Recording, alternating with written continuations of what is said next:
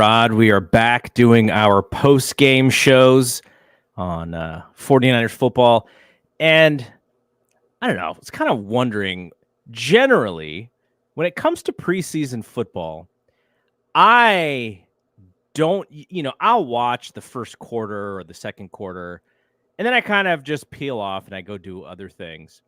Now, this game, I sat through it. I think I missed the last 5 minutes just because I was trying to set this thing up. But generally, because the only reason I'm doing this is because we're going to talk about it. I will say the game was not nearly as long as I thought it was going to be, which is why we're going a bit early. But it was every bit of game one preseason football, and you could tell one team definitely was out there a little to prove something, and the other wasn't, or maybe didn't have the weapons in order to do so. But what were your thoughts of sort of looking at this game, kind of how we look at the regular season games because of this podcast? Yeah, that is definitely. I spent a lot more time watching than I normally would, just as you laid out, because I knew I was going to be talking about it. And then, I was having conversations like during the game online, and it's, for me, it is, and most of to everything I had to say, it was like, it's just preseason and blah, blah, blah, blah. But for me, I'm not looking at, the result, because it doesn't matter. But what did concern me, overarchingly, was our offensive and defensive lines did not compete or couldn't compete. I don't know which it was. Was it a talent thing? Was it a competitiveness thing? I generally think, I'm not one of those guys that think that, professional players aren't competitive, because they've gotten where they are because they are competitors. But if it doesn't matter because it's preseason, well, it damn sure mattered to the Raiders, because they were kicking our ass. Ultimately, that's what to me it boils down to, is you got two dudes lined up against each other times, plus 11. Yeah. 11 guys lined up in front of each other, and the goal is to beat the other guy. And the Raiders consistently beat our ass across the line, no matter who it was. So that is what was concerning to me more so than any sort of result. Because at a certain point, you get mad and say, look, I'm not just going to be standing around here getting my ass kicked. But there were Raiders, I posted at one point, why are the Raiders offensive linemen stuck on our defensive linemen all the time? They could not. I think I counted, until I stopped. I stopped around 8 minutes left in the game. Cleveland Farrell twice shed blocks in the run game and made a play. Alex Barrett did it twice, made a play in the run game. But that was it as far as defensive alignment. And then you had whatever Hartsfield, that guy, the defensive back, he made a play. Womack made a play. Thomas made a play. Our corners made more plays in the run game than our defensive linemen did. So that was kind of concerning. And then I don't know what the combination it was of offensive linemen. I don't think there were any first teams out there. Second team, third team, but all of them were bad.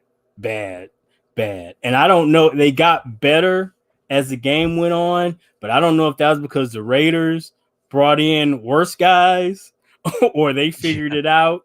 But our pass blocking was a problem. Now, it was, even with those 2s and 3s, they seemed to be able to move the ball running it. They got, all those guys seemed to be able to move forward well. It was the moving back part that was a problem for them. If we get any injuries along the offensive line, it's going to be a very interesting proposition. It wouldn't surprise me if, some of those 9 or 10 that we end up keeping aren't on the roster right now. That's what I was thinking as well. When these teams start having to make cuts, and some teams have more depth on the offensive line than the Niners do, and they may have to make some hard decisions, and that's where the Niners may try and swoop in. The offensive line, I think that there were some opportunities for that grouping to go, hey fans, I know you think that we are the weak link on the team, but just wait. We're going to show you that we're actually not. They did not. They showed us that they are the weakest grouping on the entire team. And so, like you said, it was backups. But those backups are going to have to play because, as we've seen over the years, offensive linemen are big dudes. If they get rolled on, they're going to play with pain. These guys, Trent. We remember Trent Williams a couple years ago playing, on a foot or an ankle that no normal human would have played a sport with. So that's going to happen. And my hope is, when you start out there with your starting five, they play well enough. They play cohesive. Brock is going to be getting that ball out probably a lot sooner than he wants. But, he seems to be pretty creative in that way. But my hope is that while that grouping plays, and maybe if we get into the first fourth or the first third of the season, they get some games under their belt, and then the other guys kind of gel. They're practicing together. They understand this stuff more, because that is the worry, is if somebody gets hurt in week one, and then we saw we have an issue pronouncing this guy's name, Zagel, Z-Man, and he comes in, and it's like, oh, that did not look good. He was not. He was a little manhandled. So he was not very good today. Yeah, and so like that's the thing, right? The hope is that the coaching will get the second unit a lot better, but you may not have that because of how violent this game can be and how injuries can happen. So what the exercise that I told you that we're going to do, we're going to talk about Trey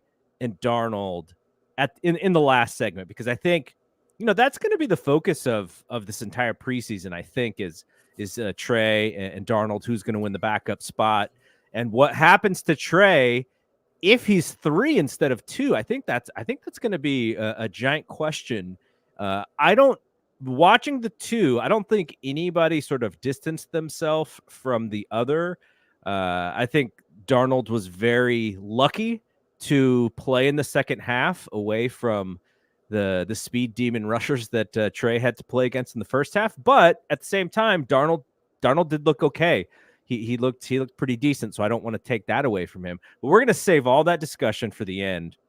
I asked you, here's the exercise, and because we could go through and we could go, oh yeah, 34-7, Aiden O'Connell, the GOAT, 15 of 18, 141 yards.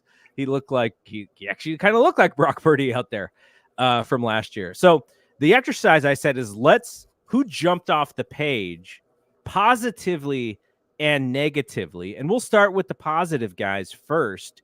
Some of my positive guys did have, maybe a bad play or two that kind of mine too made it maybe not as great, but still they did enough to where I was like, okay, like they made a name in this game where it was really kind of hard to make that name. So I'll go with my first player, and I'm going to go with Ambry Thomas.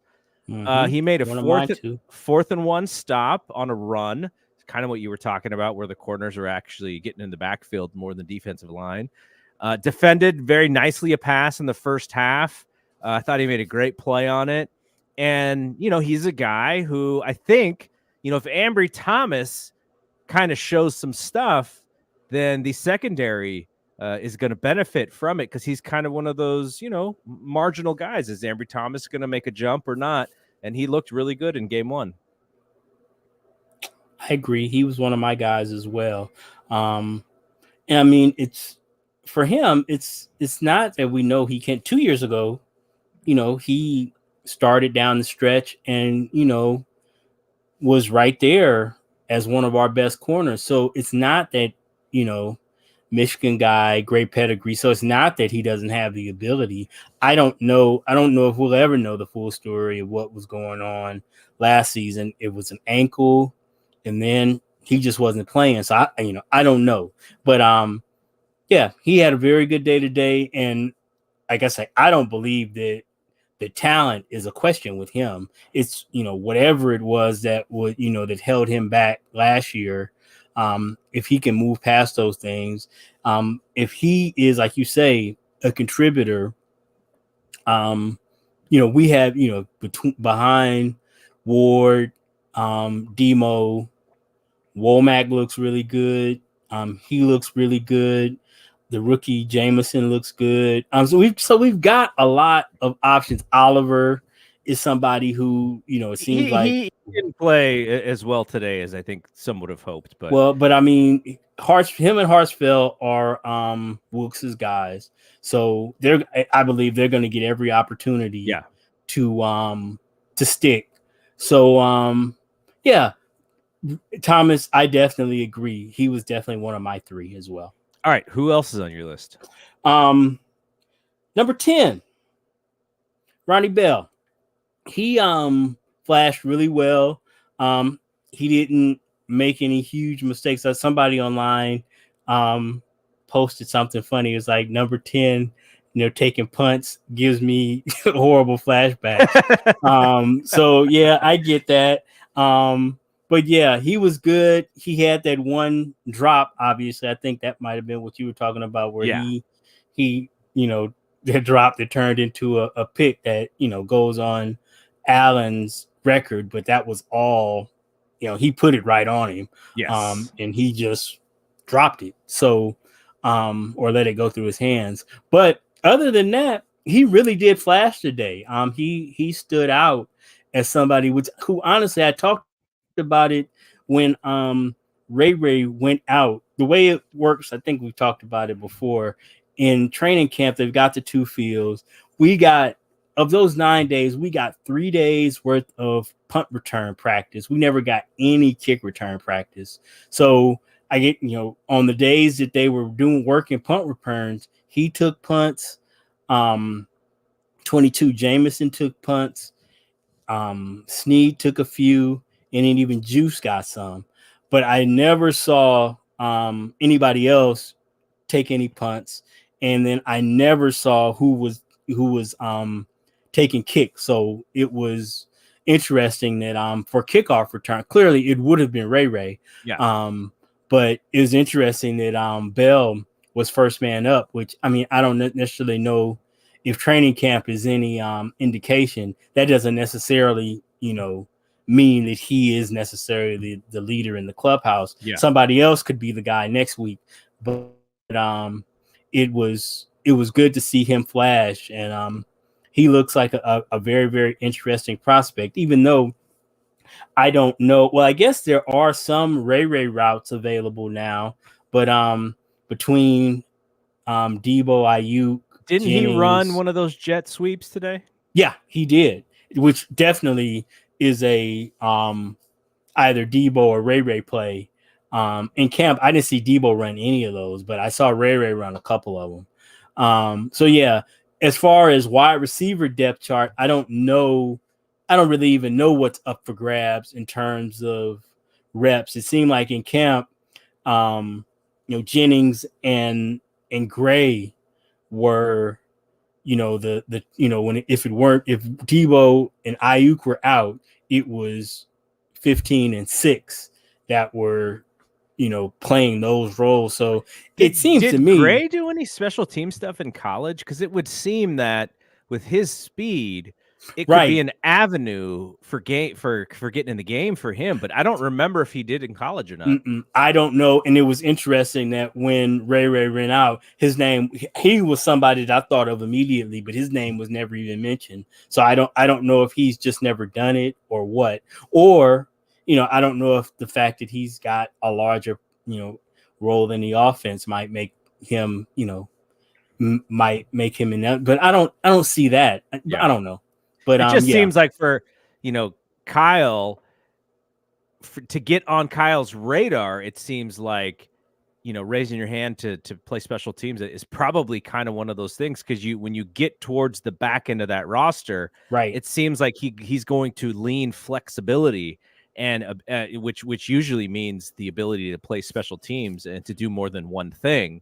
But yeah, I know it was interesting that some of the young guys like that really flashed, like LeBron, however you pronounce it, 33, and then 9, Willis, who's another one who really flashed to me in camp. Both those young guys are on special teams. So, like you say, if you're really out here trying to make the team and not risk being on the practice squad, especially as a young guy, it seems like it would behoove you to have special teams on your resume.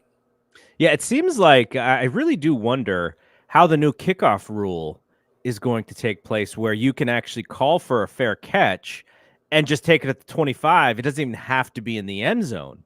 Right. I wonder. And you can take at any point. Yeah. You know, that was what I found interesting. It's like you can catch it, take a few steps, and if you decide to take a knee, you know, it's at the 25. So that's really interesting. We didn't see anybody avail themselves of it today, but that is a very, very interesting twist. Because it just seems to me, I think we talked about this last season, it seems to me like they're trying to legislate the kickoff out of the game anyway. So, yeah, when this rule was announced, I thought that was just one step closer to that. And it'll be interesting to see in live action how many teams just go ahead and take the 25 and be done with it.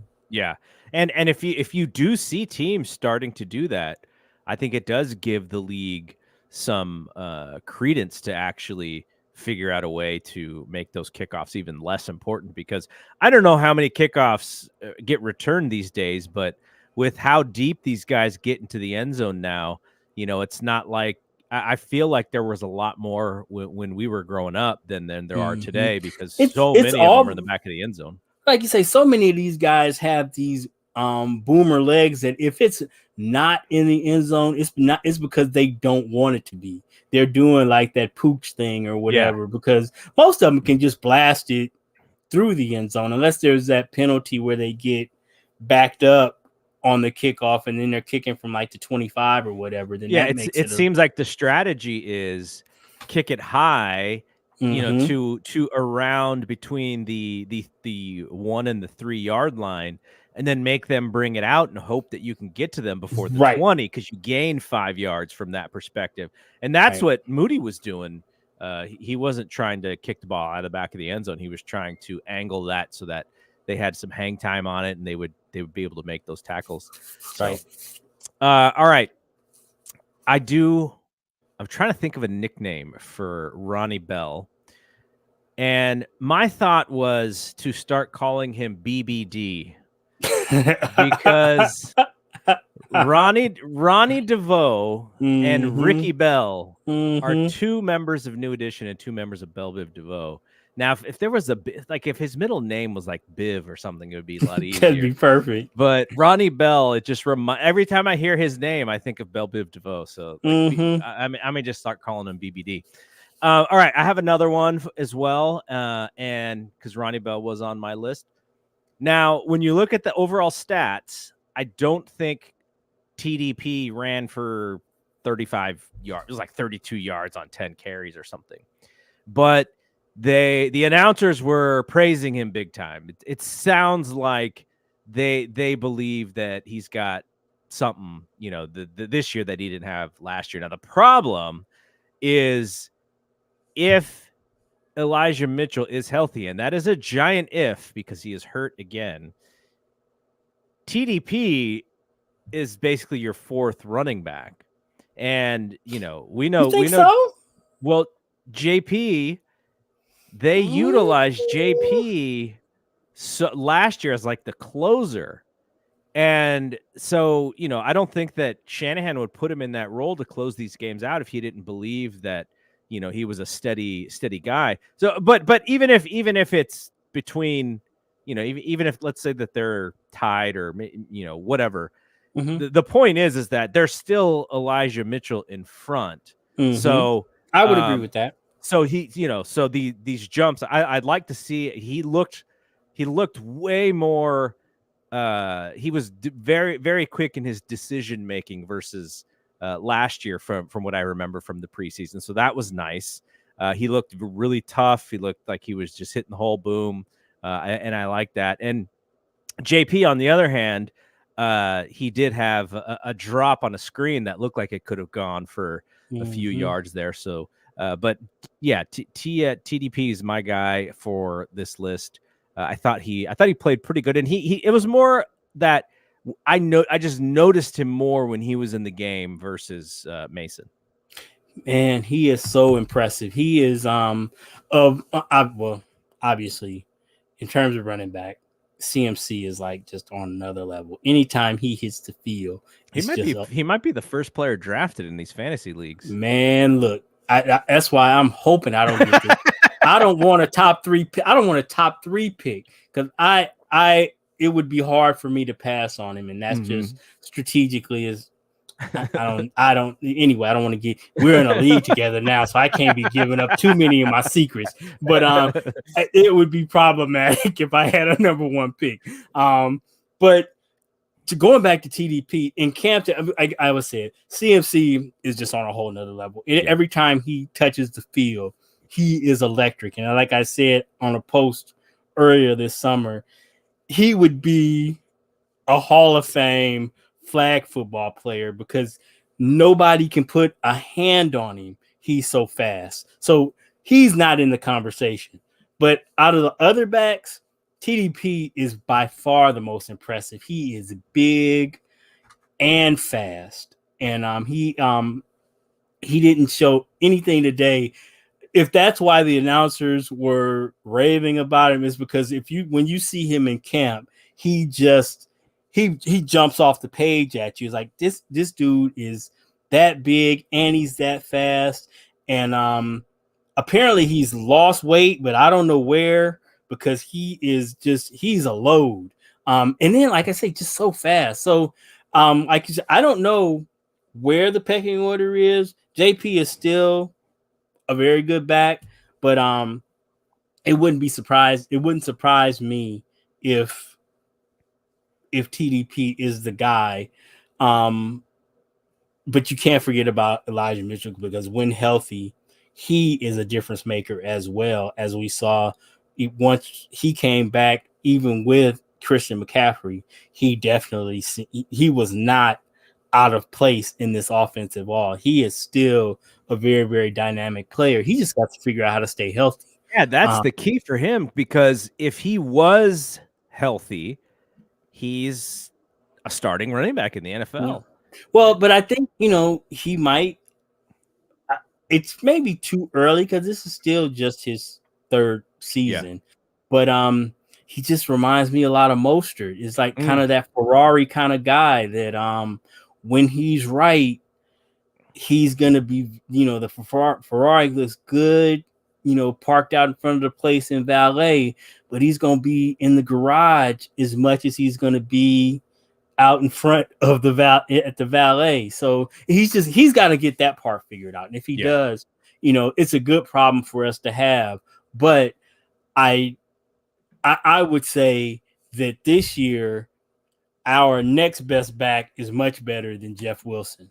So I think we're in, no disrespect to Jeff Wilson, but I think both Mason and TDP are better options than he was. So I think we're in good shape. And if for whatever reason it takes Mitchell a while to get back, I still think that, if it's a committee behind him or what, I think those guys can carry the load. We saw Mitchell can definitely do it, and I believe that TDP has the promise of being able to do it as well. All right, who else on your list? Well, the next was kind of a potluck potpourri. So I went a tie of Cleveland Farrell and Alex Barrett. That's who I went to, Farrell.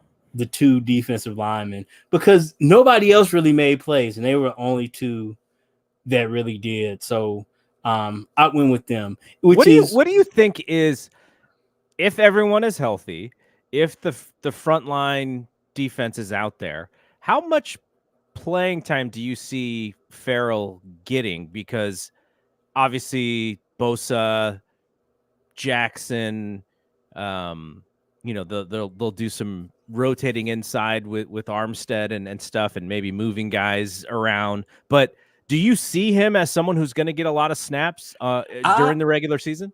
I do. Amenahue and Ebukam both had like 600 snaps last season. So even if you pencil in Jackson for 600 of those snaps, there's still another 600 that somebody's got to take. Mm-hmm.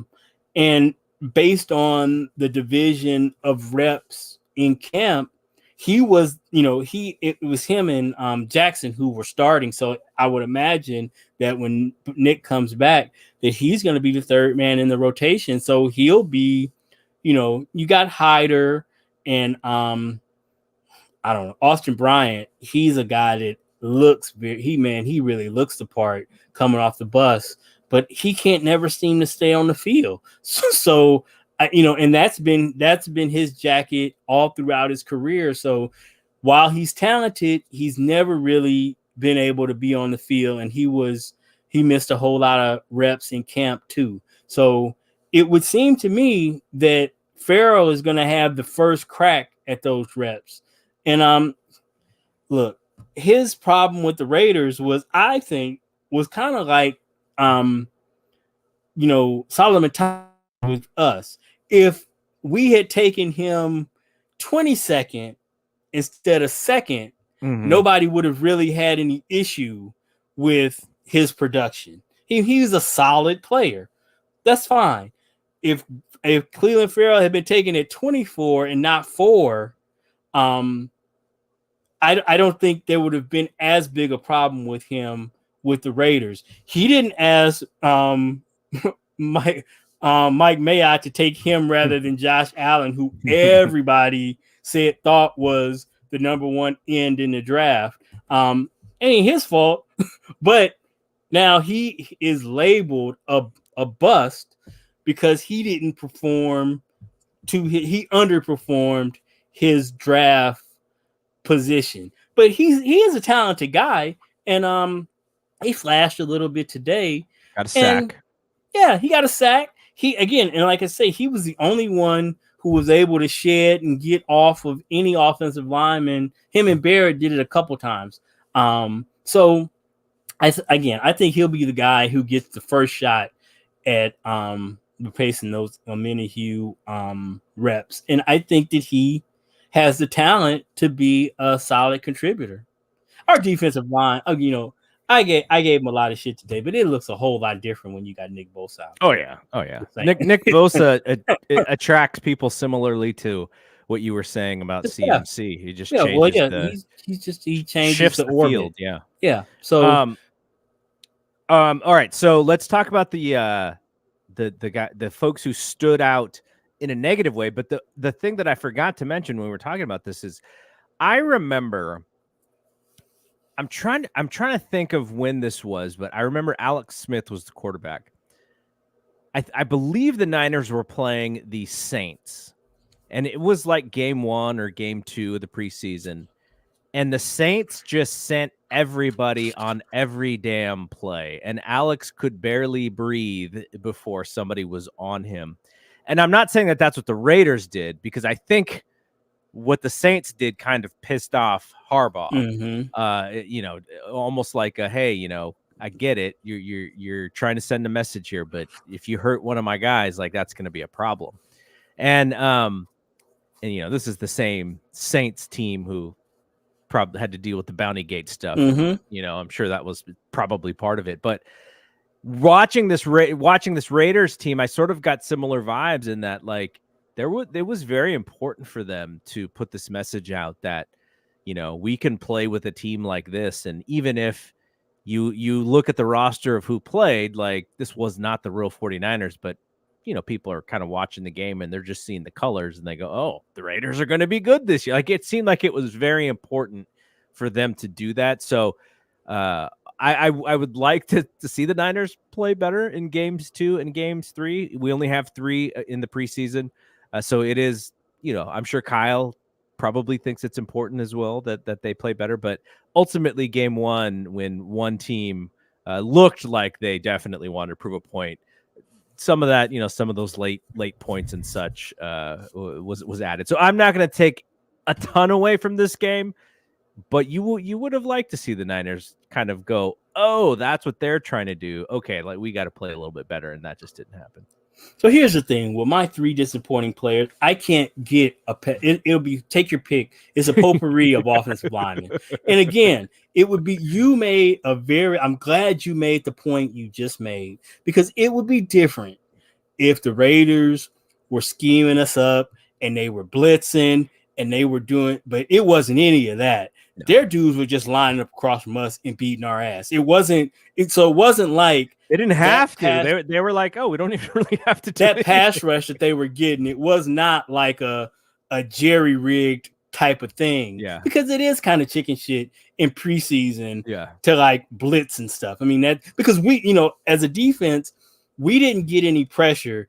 And Steve Wilkes is a blitz master. Yeah. We didn't run any blitzes because in preseason, what are we doing? You don't want to show anything. You don't want to what show are we doing? What you're going to use. And this is what's different in the preseason for the NFL product than from something like spring training in baseball or even basketball. Basketball is also not a great preseason product, but you're going to see Steph Curry play in most of the games, whether it's 10 minutes or 20 minutes. He's going to get out there. Because this sport, you have to maximize the health. You can't. It's almost too risky to even put any. But would you be surprised to see Brock Purdy take more than 10 snaps in that third game? It's a tricky thing because I believe that especially for young players, and Brock Purdy, let's not get it twisted. Brock Purdy is still a young player. Yeah, I think reps are important. In live reps, they talk about these joint practices and the importance of them of getting live reps. Again, they're not tacked onto the ground, but getting live reps against a different team is important. I think for young players, live reps, period, are important. But you have to balance that importance with their health and safety, so it's a quandary. You talked about the NBA product. The thing that I love about NBA preseason is that the fact is you're not going to see a whole lot of your frontline players, but those dudes at the back of the bench, they're playing for roster spots. So you do see some real competitive play out of guys who might end up being the 12th, 13th, 14th, 15th player.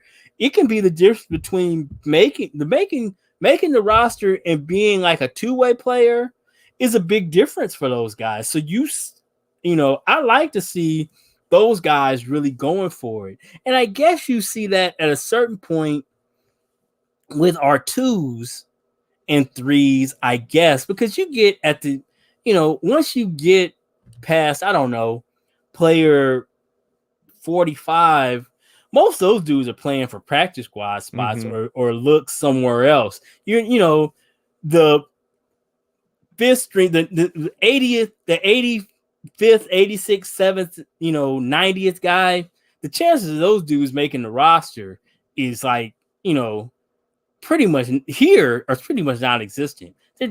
They're playing for, looks somewhere else, which is another interesting thing. I don't know that I ever really knew that everything is on film in training camp. So if you're showing out, there are people who are going to be able to see it. So that's why you're playing.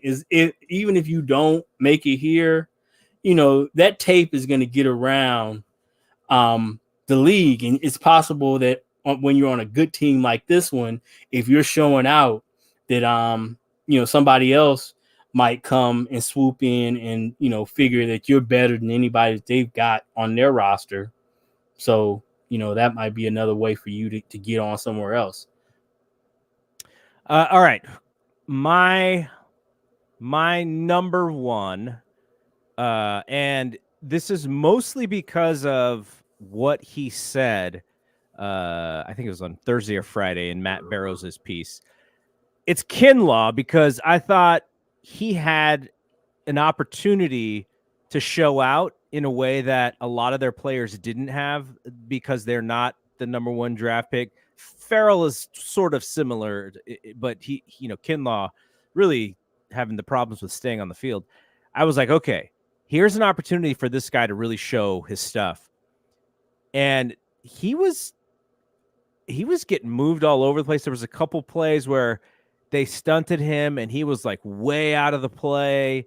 They were making fun of him. Tim Ryan was making fun of him for trying to do a pass rush move on a run play. So I don't know what he thought he saw, but he got pushed way out of the play, and they ran for a big gain. So I would like to hear the smart football people who study this stuff for a living tell me what they really thought about Kinlaw, because to my eye, what I could see on TV on the broadcast, I was like, man, this guy, there were times where he was holding his ground, but I didn't really see him make a play. Yeah. I'm a Kinlaw apologist, so I'm not the one to ask. Well, I want him to succeed, man. Like, he's it gets to a point where, he's been healthy, which is good. But then we got to get to the point where, he hasn't played a whole lot of football. So, like you say, it comes down to because I saw him in camp, and when the assignment was clear of what he was supposed to do, move forward, he was doing really well. Now, it seemed like he had a problem transferring that into a game scenario where it could be a run or it could be a pass. And like you say, he's doing wild shit. Like you really can't cheat it on a run play. You just got to go beat that dude and get him off him and make a play. You can't be out. He is too damn big to be out here trying to olay some stuff to try to make a play. I mean, that's just not that's not going to get him reps. He needs to physically assert himself. And like you're right, he did not do that today. And he would have. That was a very good one, because that was one that stuck out to me.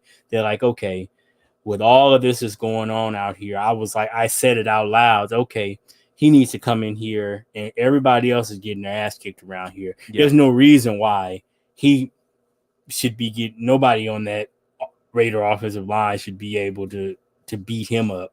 And even on double teams, he's big enough and physical enough that somebody's got to split these double teams and get off of blocks. I mean, that's what the game is. You got to be able to defeat the guy that's in front of you. You can't just hope that they're going to miss the block or miss their assignment and you're going to run through and make a play. And you were right. You're right.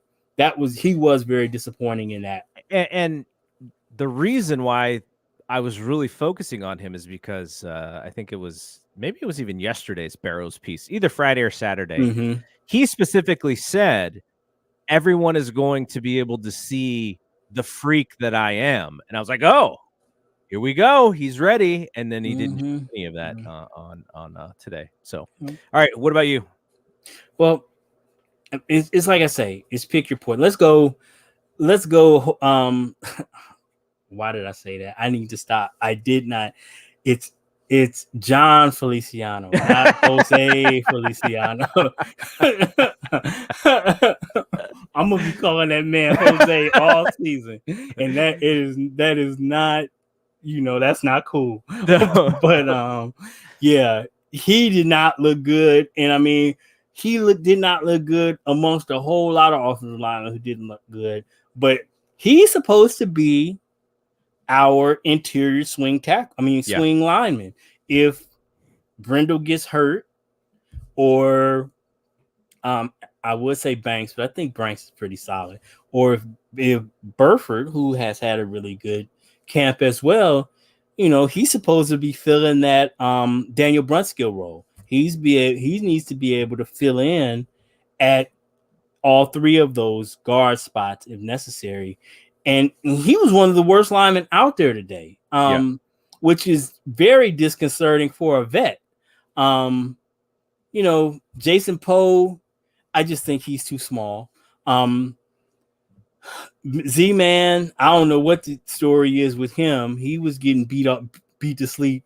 Z-Man was mine. He was the one I focused on the offensive line. He was getting beat to sleep as well. And then I don't even know who because I didn't have him on my sheet. Or did I? Oh yeah, Matt Pryor. He's another one as a vet, 75. he was getting work too. So all of them was just bad. But again, Feliciano was supposed to be the best of the bunch, and he had probably one of the worst performances. So he would definitely be mine. Sorry for spoiling the fun with running through the gamut of all the offensive linemen. They were terrible. The other person who I wrote down, and I didn't really even focus too much on it, once we got past halftime. But Isaiah Oliver came over as a highly touted. He's got to replace Jimmy Ward, and like you said, it's one of Wilkes's guys.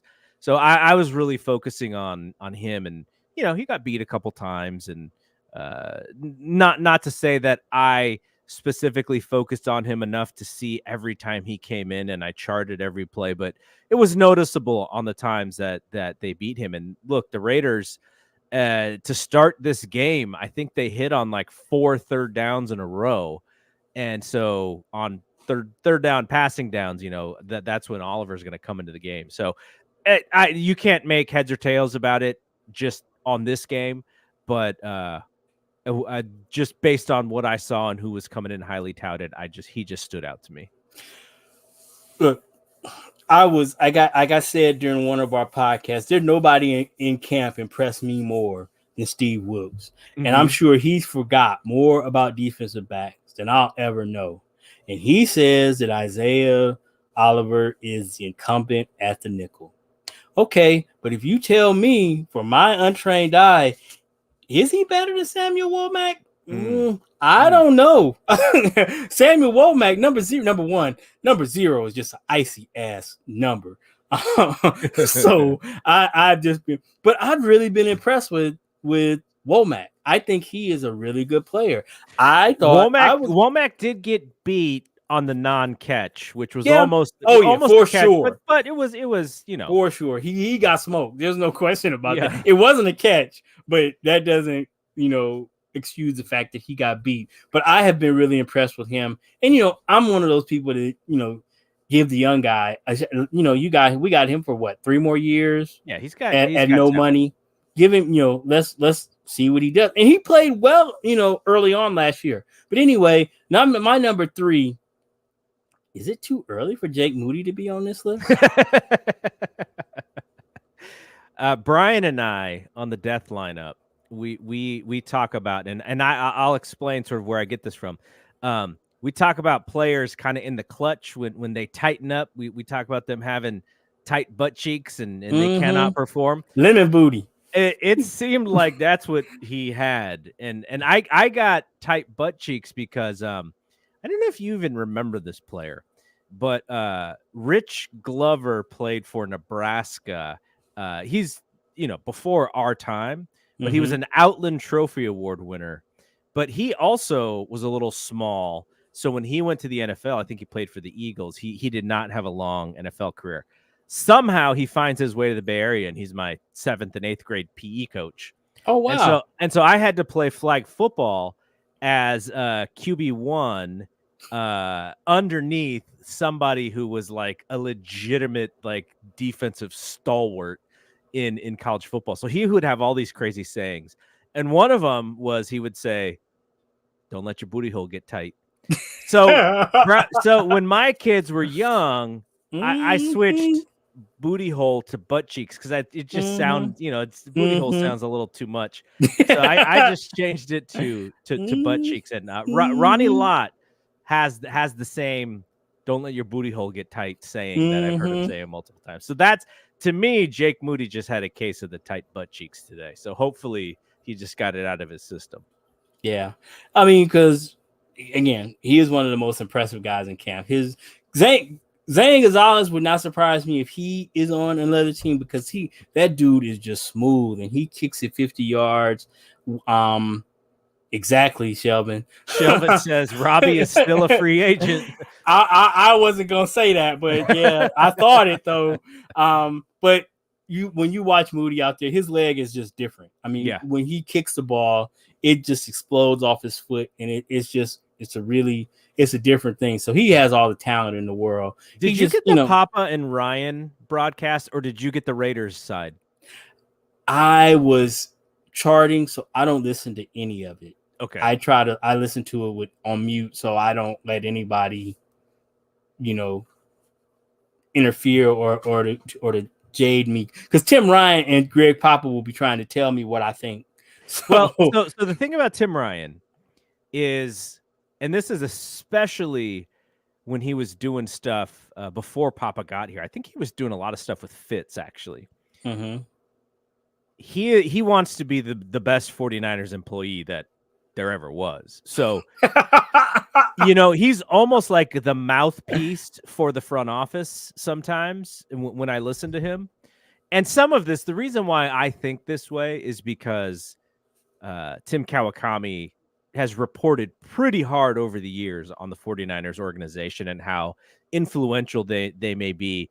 And so Tim Ryan, he said, he and Papa said, and I don't think this was meant to be shade at Robbie Gould, but it was kind of shade.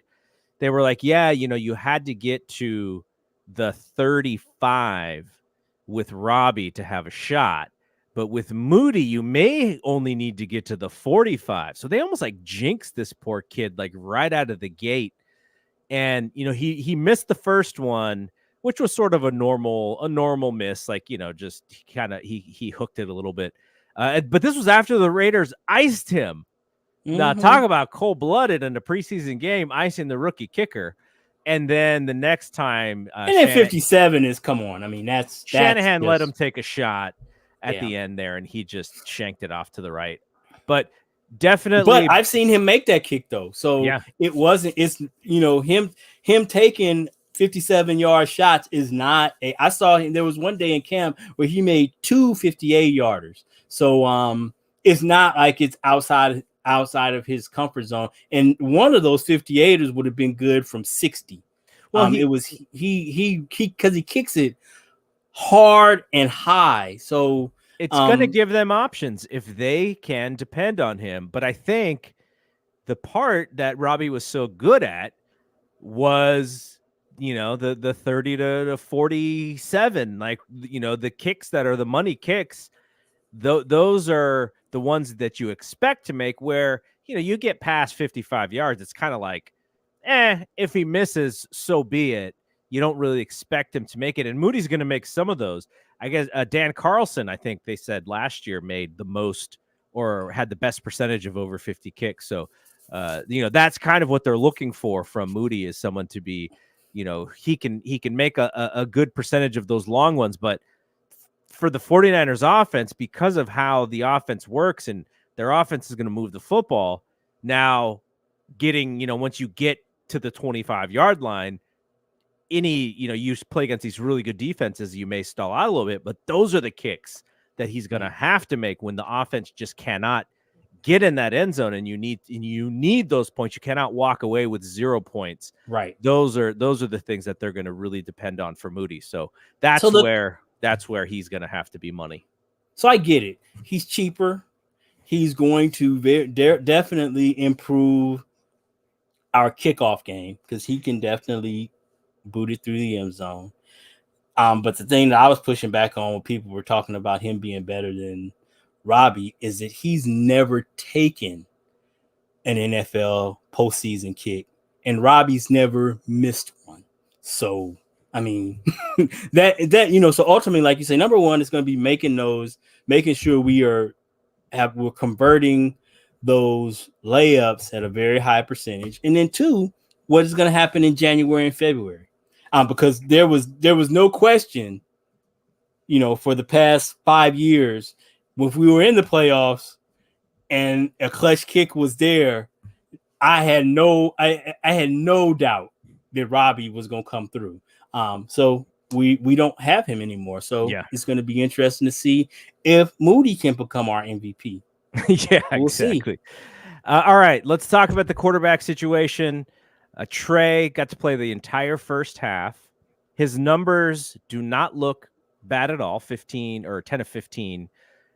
He got really lucky on the touchdown pass that he was a little late on the throw, and they were also talking about the receiver, the Ayuk lookalike. Was that Cooley? They say what's his last Conley. name? Conley. Mm-hmm. I guess there was some maybe something late on his break as well. So this that was pass a super tight window. Yeah, this pass gets tipped, and Dwelly just sees it in the air, picks it up, and catches it for the touchdown. So he has a touchdown pass. He was only had 5 misfires, but on the flip side, I want to say like the first 2 series may have had like got sacked 3 times. And I don't know, the thing that I don't know, and this is again Tim Ryan, sort of the voice of the front office. He says something to the effect of,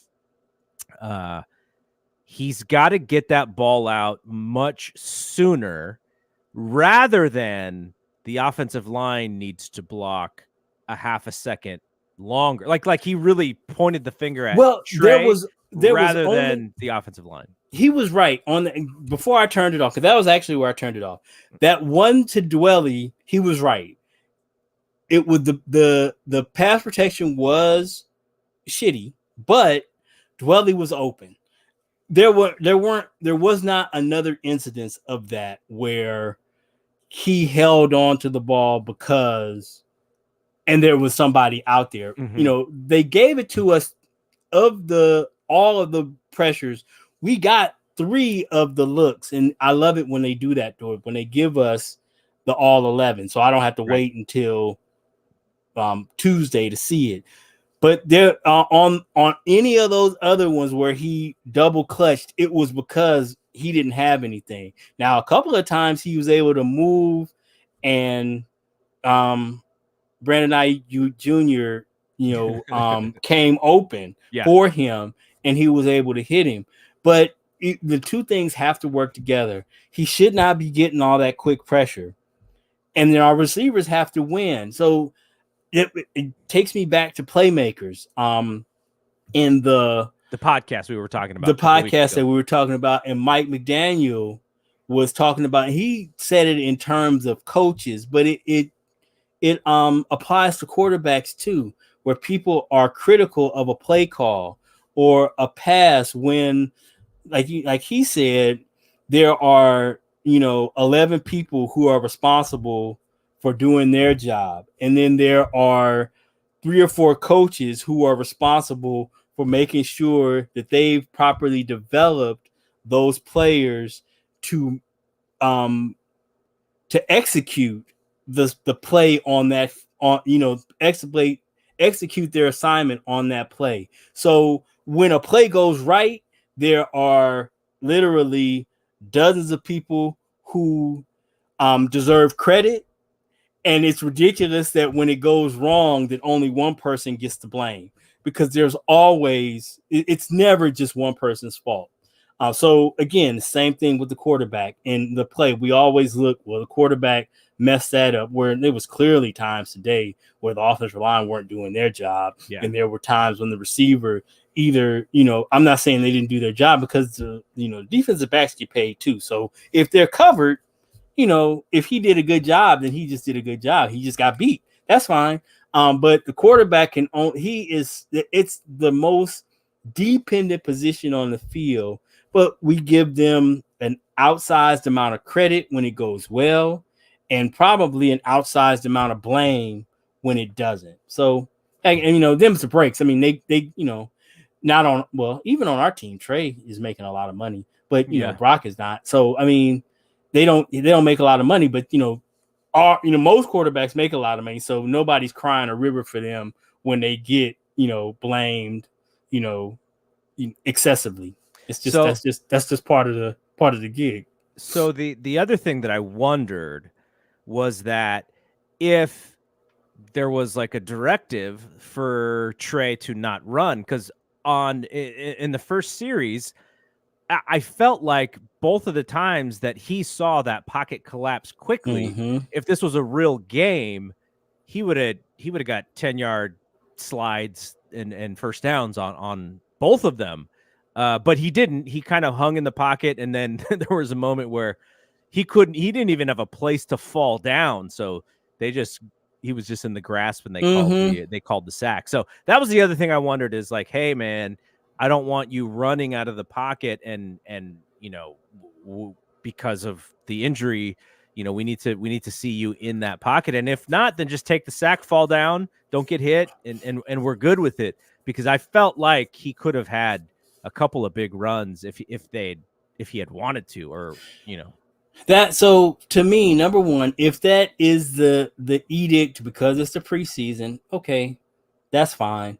What I would hate that it is they are scared of injury, because I mean, then it really, then you really should trade him, because it becomes redundant. If you've got I believe if you've got a quarterback with that skill set and you just refuse to run him, it's why have him? I mean, it's because that is a big part of the package. Yeah. And I also hope that it's not. And I didn't hear that. I just wondered when, as I was watching, it was in the back of my mind, like, he could have ran if he wanted to, and he didn't. So, and then it's also another thing that I hope that it's not is like Donovan McNabb got into this thing with being a black quarterback. He wanted to prove that he could win from the pocket, so he wouldn't run. Yeah. He wanted, because he was trying to prove a point, which again, I thought, especially in that year that they ended up losing the Super Bowl, that was counterproductive for the team, that they were better off if they used his entire skill set. But you see athletes do that all the time. Another one that's in a completely different sport that irks me to this day is the fact that Marvin Hagler decided he was going to box Sugar Ray Leonard as opposed to maul him. He wanted to show us this was going to be his masterpiece. He was going to show us that he was more than the Brockton Brawler. He was going to outbox Sugar Ray Leonard, which is the dumbest idea I've ever heard. But taking it back to 1987. Yeah. So, I mean, do what you do. That's what I believe. I don't think that you should allow, I don't think, if you want to tell me that you're not running Josh Allen in between the 20s, that's fine. But if you tell me that we're on the goal line, you're not going to run that dude, you're nuts. because defensive coordinators stay up at night worried about that guy in their red zone package. So if you're going to tell me that you're going to take that away, thank you. Thank you very much. I'll take it. And, he got way more comfortable when they were able to establish some of the play action, and he was able to create his own time, and a couple times with his legs, and he was getting out and making sure that he had a few extra ticks to make a decision. And, so it's a mixed bag for the performance. I would have liked to see what the first series or the first two series were going to look like if the offensive line had actually been able to block a little bit. But, ultimately what happened is what happened. And Darnold had a little bit more of an opportunity to just kind of sit and shotgun and let the ball out a little bit. And the guy's got a great arm. He can also move a little bit. You can tell why teams are very impressed by his ability and just hoping that he can put it together, because, sky's the limit with some of these guys who just for whatever reason haven't been able to do it. So yeah, I mean, I feel like it was a mixed bag for Trey, and average to above average performance for Darnold. He didn't do anything that knocked my socks off. Like, I mean, if you wanted to compare, like, what Aiden O'Connell did is kind of what you wanted to see both of those guys do. Well, again, you have to take what I say with a grain of salt, because I am a Trey apologist, and I admit it. I'm rooting for the dude, and not that I'm against. And what people confuse that with is I'm not rooting against Brock, and I'm not rooting against Sam Darnold. I like Trey. I mean, and I want those guys. If whoever is the guy, I want that guy to be successful. So I want Brock Purdy. If he's quarterback one, so I want him to go out there and I want him to ball out. That's great. I just want to see Trey get his opportunity. I saw nothing in camp I still say Trey is the most talented quarterback on the roster, bar none.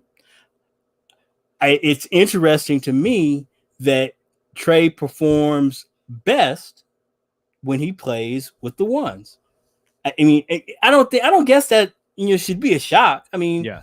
he Everyone plays should better when he play plays with better the best. players. Yeah. And he doesn't play as he didn't play as well. He didn't play bad, but he doesn't play as well with the 2s and the 3s. I didn't see, but that's the thing. I did not see that. Now, I don't think Brandon Allen got any reps with the 1, except maybe in red zone a couple of times, because when they were working red zone, the 2 times that they were on our side, they were really trying to get the, Ayuk and Debo were really getting reps in the red zone. So all the quarterbacks got reps with them. But other than that, I don't think Allen got any reps with the 1. Brock was good with the 1s. Trey was good with the 1s. I didn't really see any difference with Darnold with any of the groups. He was just kind of the same regardless of who he was out there with. Mm-hmm. And then Brock, I don't think he got any reps with the 3s. So he was always either with the 1s or the 2s. Trey got reps with everybody. Darnold got reps with everybody, and I don't think that Allen got any reps with the 1s. But it was noticeable that Trey performed better, much better than he, So I don't know if that means anything. Maybe it's just, we're talking about small sample size, so it could have just been kind of random. But it was noticeable.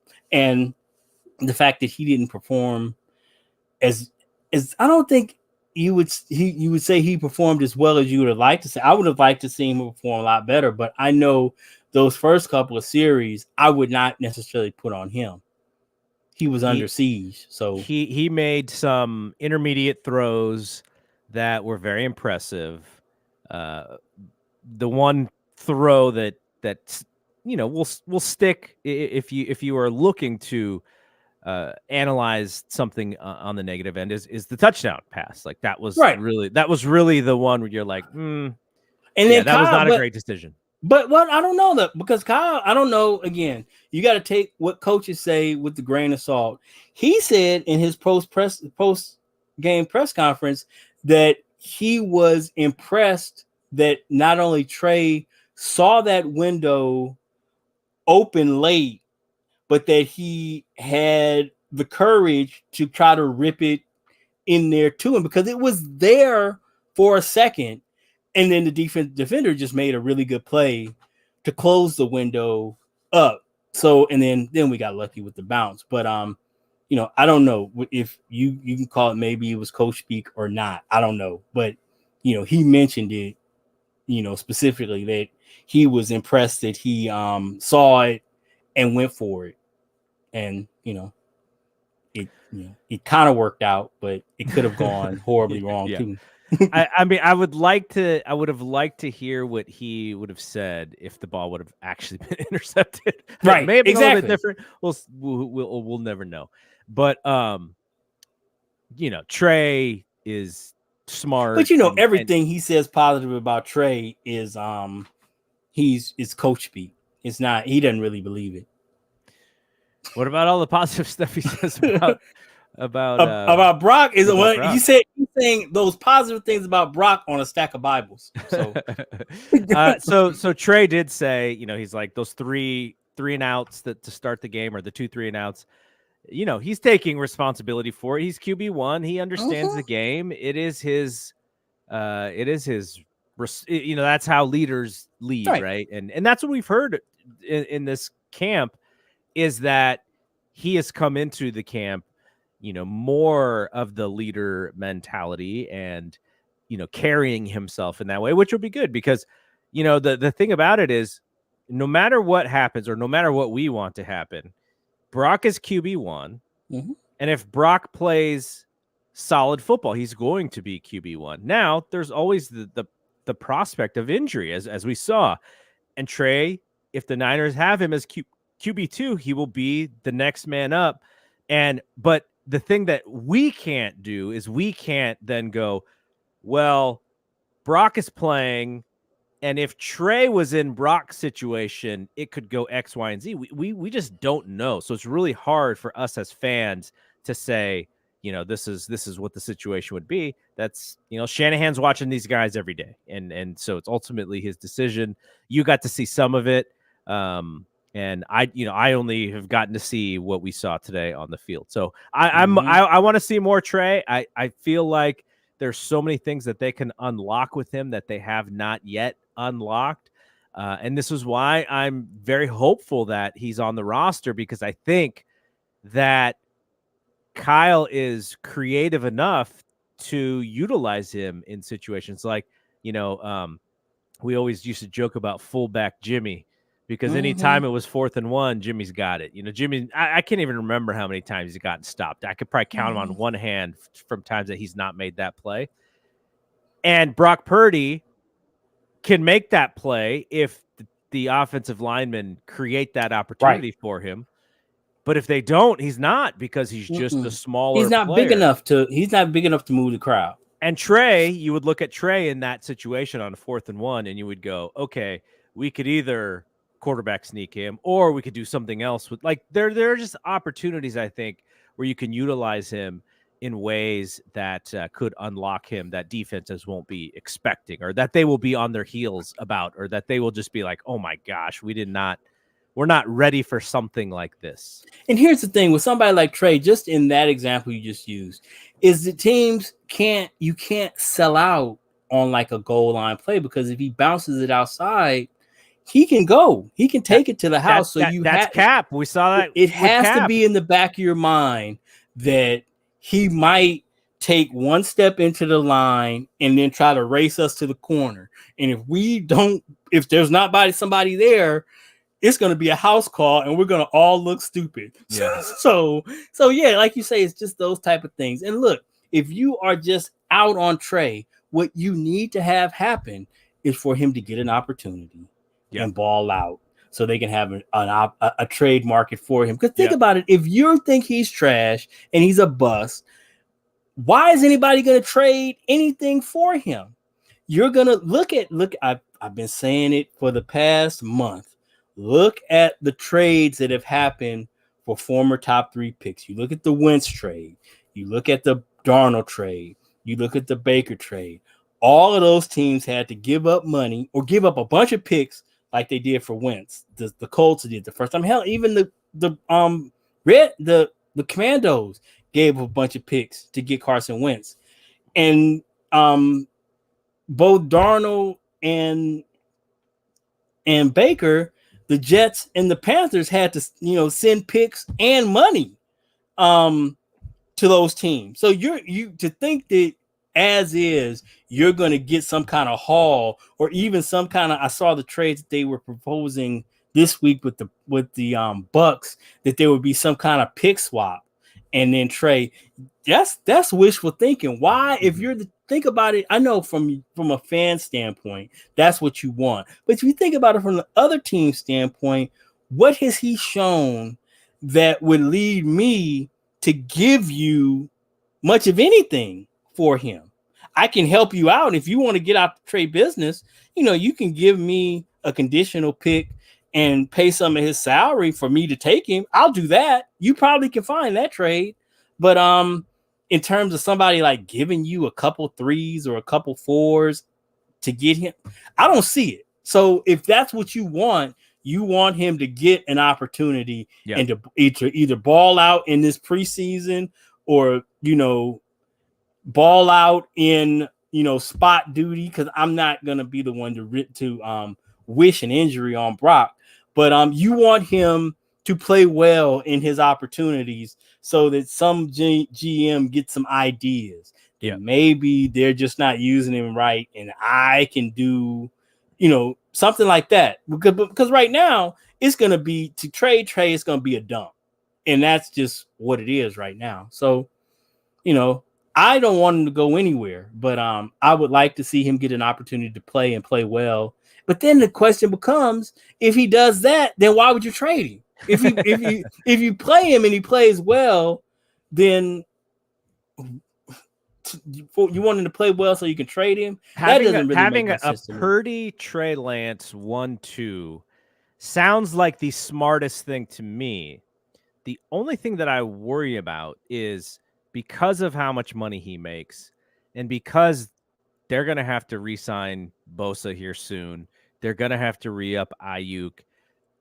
I don't know how much of his salary really makes that big of a difference in those signings, but that's the one thing that is dangling over his head that is not dangling over Darnold's head, which is a little bit more cap flexibility or well, the only thing is not really, because his money is guaranteed. That the whole rest of his money, it's a sunk cost. So either you trade him and you can get it off the books that way, but other than that, if you cut him, it's gonna be dead that's cap what I money. mean.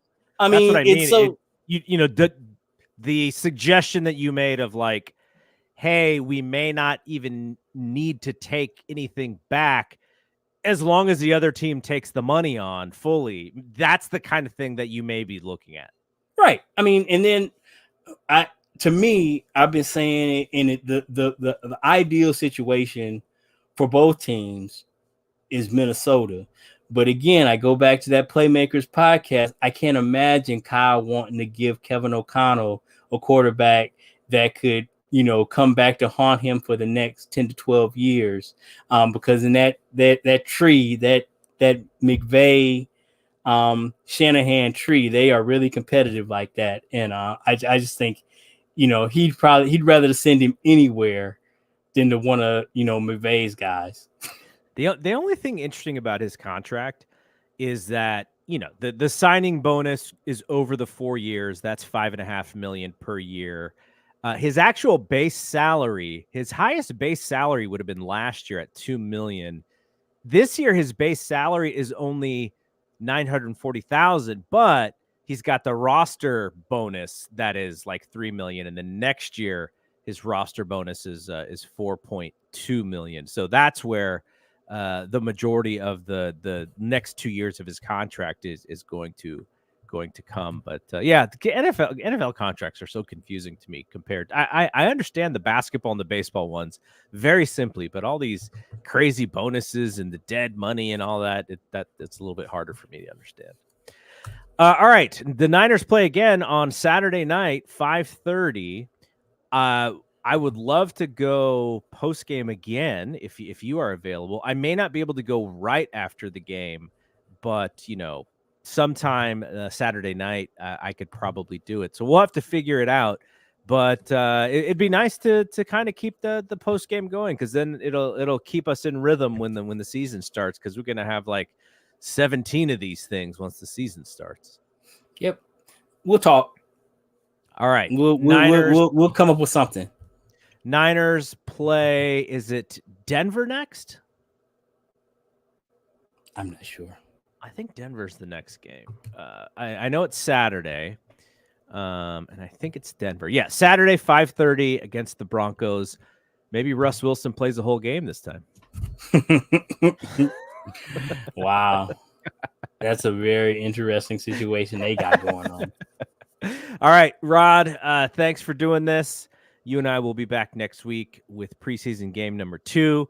Then there's preseason game number 3, like 6 days later. And then there's like this giant break. So we'll have to figure out what we do in that giant break between the end of the preseason and the beginning of the regular season. But for Rod, I'm Double G. We will see you next week.